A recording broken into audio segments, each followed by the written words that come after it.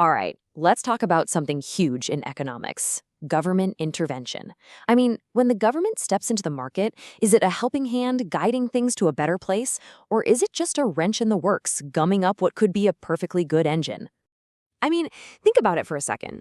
Have you ever wondered why, say, a pack of cigarettes gets hit with a massive tax, but something like a local recycling program might actually get money from the government?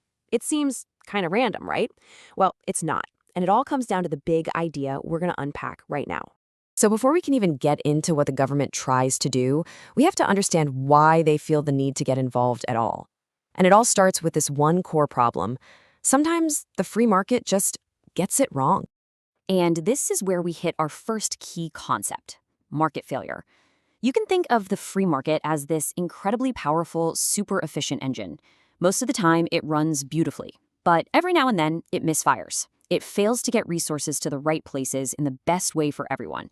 And that's what economists call a market failure. So what's it supposed to look like when that engine is humming along perfectly?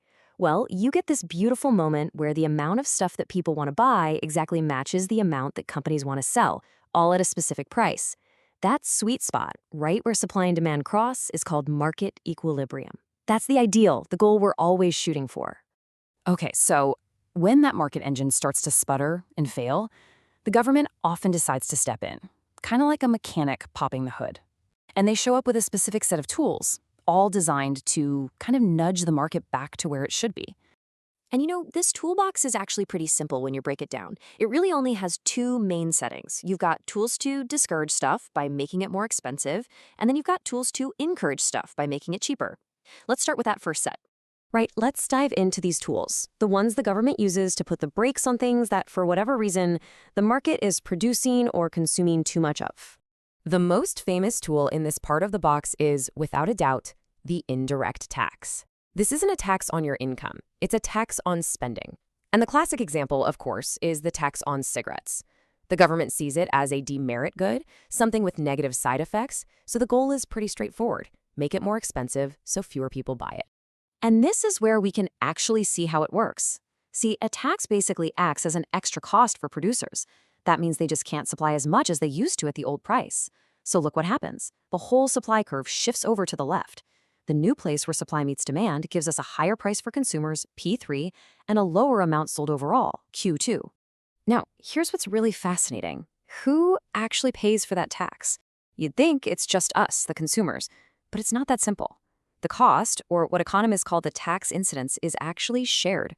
We pay part of it through that higher price, that's the orange box you see, but the producers also have to eat a chunk of it, which cuts into their profits, that's the blue box. It's a shared burden. Okay, another tool for making things more expensive is the minimum price. This is literally a legal price floor. It says you cannot sell this product for less than this amount. You see this with policies like setting a minimum price for alcohol, or probably the most famous example, the national minimum wage for labor. But here's the potential problem. When that price floor is set above what the market would naturally charge, things get weird. At this new higher price, suppliers are loving it. They want to sell a ton, all the way out at quantity Q2. But consumers, they're not so thrilled. They only want to buy quantity Q3. That big gap between what's for sale and what people want to buy, that's a surplus. All right, let's flip this around and look at the other side of the toolbox. What happens when the government wants to hit the accelerator and encourage things they think the market isn't doing enough of on its own? The main tool here is the subsidy. And a subsidy is basically the mirror image of a tax. Instead of taking money, the government gives it to a company.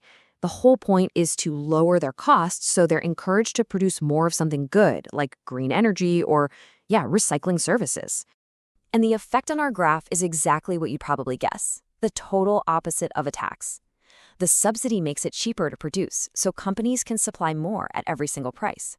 So watch this. The supply curve shifts to the right, and we end up in a new spot with a lower price, for us, P2, and more of it being sold, Q2. The last tool on this side is the maximum price, sometimes called a price ceiling. And this is just what it sounds like. It makes it illegal to sell something above a certain price. A perfect real-world example of this was the price cap on mobile phone roaming charges, which was designed to stop companies from overcharging people. But just like with the minimum price, this can totally backfire. If you set that price ceiling below the natural market price, you create the opposite problem. Suddenly, consumers are thrilled. At this super low price, they want to buy a whole lot, quantity Q2. But suppliers, they aren't making much money, so they're only willing to sell a little bit, quantity Q3.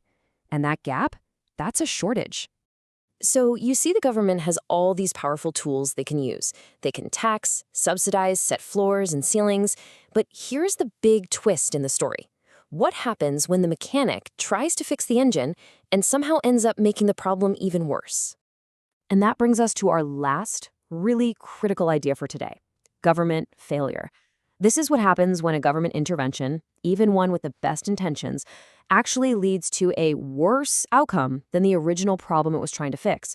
It's when the cure is, quite literally, worse than the disease. So why does this even happen? Well, it usually comes down to a few key things. The government's actions can mess up the natural price signals that guide the market. They can cause totally unintended side effects that no one saw coming. Sometimes the policies are just crazy expensive to run. And a lot of the time, the government just doesn't have all the information it needs to make the perfect decision.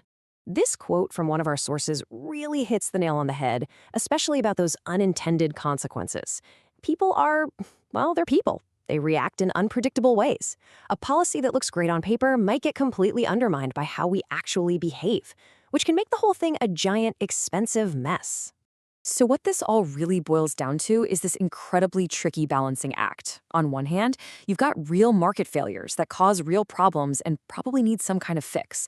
But on the other hand, there is a very real danger that the fix you choose could create a whole new and sometimes even bigger government failure. And that really leaves us with the big question to chew on. As you look at the world around you, at all the taxes and subsidies and price rules that shape our lives, you now have the framework to ask yourself, in any given situation, is the government's cure actually worse than the market's disease?